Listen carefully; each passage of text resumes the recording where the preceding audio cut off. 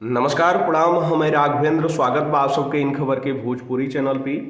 योगी सरकार द्वारा आईएएस अफसर अभिषेक सिंह का इस्तीफा मंजूर कैले के साथ ही केंद्रीय कार्मिक एवं प्रशिक्षण विभाग डीओपीटी के भेज दिहल गईल बाटे। कई फिल्मन में काम कर चुकल अभिषेक सिंह वर्ष 2011 बैच के आईएएस और काफ़ी समय से गायब रहले के कारण फरवरी 2023 से निलंबित चलत रहना।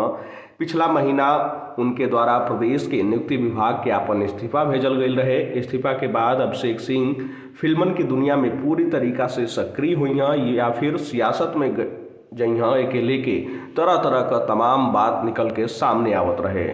आप सबके बता दें कि हाल ही में अभिषेक सिंह का थर्ड पार्टी नाम के वो गाना रिलीज भइल बाटे। एमे सनी लियोन भी उनके साथ बड़ी। अभिषेक सिंह पिछला हफ्ता सनी लियोन के साथ वाराणसी में बाबा विश्वनाथ के दर्शन के बाद एगो प्रेस कॉन्फ्रेंस कैले रहना। अभिषेक सिंह का पत्नी दुर्गा शक्ति नागपाल भी आईएएस अधिकारी है और वर्तमान में बांदा का डीएम बाड़ी। अभिषेक सिंह के जौनपुर से लोकसभा चुनाव लड़ले के भी चर्चा चलत बाटे।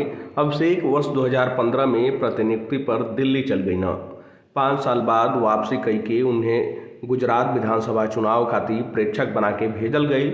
ओइजा कार के आगे सेलिब्रिटी के अंदाज वाला उनका फोटो सोशल मीडिया पर खूब वायरल भइल। तो निर्वाचन आयोग 18 नवंबर 2022 के उनके प्रेक्षक ड्यूटी से हटा दिलस।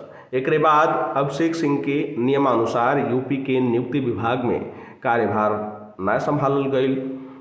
राज्य सरकार द्वारा उनके कृत्य के अखिल भारतीय सेवा नियमावली 1968 के नियम 3 का उल्लंघन मानल गई और उनके निलंबित करत हुए राजस्व परिषद से संबंध कर दिया गई। अभिषेक सिंह द्वारा सितंबर 2023 में निजी कारण से काम आगे कैले में असमर्थता जतावत हुए अपन इस्तीफा भेज दिया गई। हालांकि वो समय यह चर्चा तेज रहे कि निलंबन के कारण ही वो अपन इस्तीफा सौंपले बाना। यही कारण से राज्य सरकार भी उनके इस्तीफा के स्वीकार करत हुए अब केंद्र के भेज दिले बाटे। अब देखल जाओ कि आगे अभिषेक सिंह राजनीति में सक्रिय होना या फिर पूर्ण रूप से बॉलीवुड में घुस जाना। फिलहाल ये जानकारी में इतना ही। देश दुनिया से जुड़ल तमाम खबर देखे खातिर आप सब जुड़ल हैं इन खबर भोजपुरी के साथ।